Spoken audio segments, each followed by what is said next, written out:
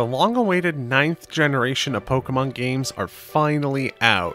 Pokemon Scarlet and Violet offer freedom and exploration unlike any other game in the series. But with all the options available to you, it might be a little overwhelming to determine what you should do first. Or maybe you just want to pick up some really good items that you can get pretty easily. If either of those sound like you, then be sure to stay tuned. Now, while you have the ability to go virtually anywhere fairly early into the game, it's extremely beneficial for you to go to school first for a couple of reasons. First off, there are some cutscenes that take place in the school that let you access the 3 different story modes in the game, so you're going to want to do that. And shortly after that's done, you get the ability to ride on the back of Koraidon or Miraidon, depending on which game you have. Being able to ride on them increases the speed at which you can get around, so it's really helpful for all the exploration and traveling that you're going to be doing.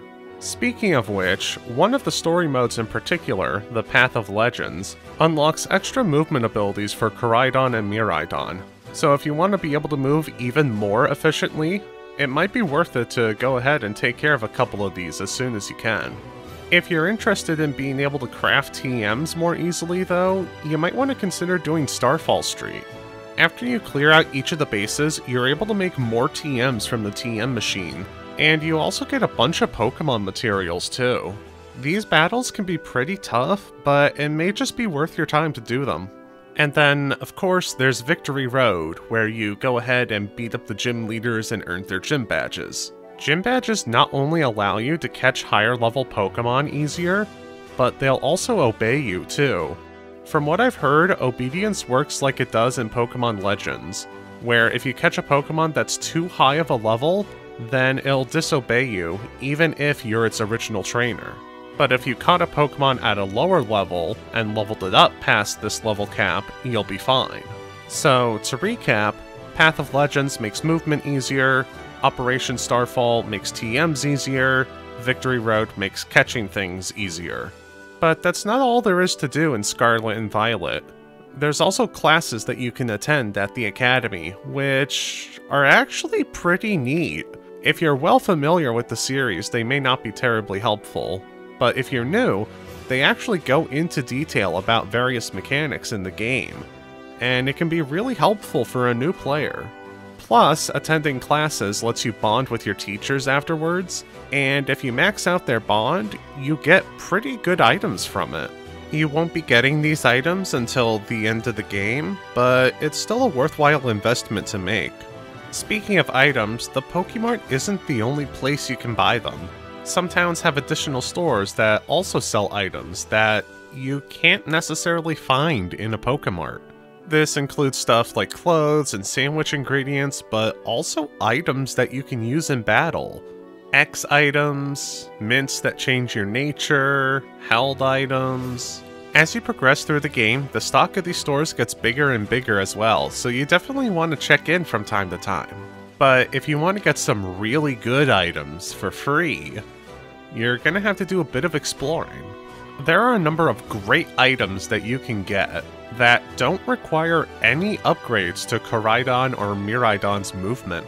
Trainer fights are completely optional, and if you're worried about wild Pokemon, you can catch something with Runaway to get a guaranteed escape from them. But as for those items I'm talking about, this first one you don't have to go very far for because it's in the town your school is in. It's pretty well hidden, but there's an X-Scissor TM right by one of the Pokemon centers. Going to the west, in the town just after the desert, you can get a plethora of great items and TMs here. There's an Assault Vest, a Chipped Pot if you want to evolve a Sinistee, and the Thunderbolt and Poison Jab TMs. Going back towards the center of the map, in Medali, there's a Leftovers near one of the Pokemon centers. Despite that, it's kinda well hidden, so it can be easy to miss if you don't know where to look for it. There are a couple other really helpful items that I've managed to find, but they require quite a bit of legwork, so it might not be worth it to some people to go for these. Still, if you're interested in an Ice Beam TM, you want to start climbing this mountain, and shortly after passing the town here, you jump off towards the right and you can land on this tiny little island in a river. After picking up the TM next to you, if you want to get a Rocky helmet, go ahead and call a flying taxi to go back to the town, and continue on your way to the next one. You can jump down this mountainside, and in the nearby town, you'll find a Rocky helmet between the two Pokemon centers. So now, not only do you have an impressive collection of items for not having a single badge, but you also have a lot of various Pokemon centers that you can fly to, which will definitely make backtracking the various areas easier. Are there any easy-to-get items that I didn't cover? Leave a comment not only letting me know, but also other Scarlet and Violet players who stumble upon this video. And with that, thank you so much for watching, everyone. If you liked this video, please be sure to give it a like, and if you want to see some more Scarlet and Violet content, be sure to subscribe. Check out what's on the screen for some more Pokemon content, too. A huge thanks to Lord McAfee, Mithril Monarch, and the rest of my patrons for going the extra mile and financially supporting the channel. See you next time, everyone.